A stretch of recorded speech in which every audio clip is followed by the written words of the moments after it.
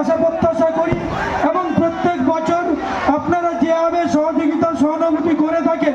এই নন্দিনী মেলা রামনগর উৎসব পরিচালনা করার ক্ষেত্রে, তার জন্য আমরা আপনাদের প্রত্যেককেই রামনগর 1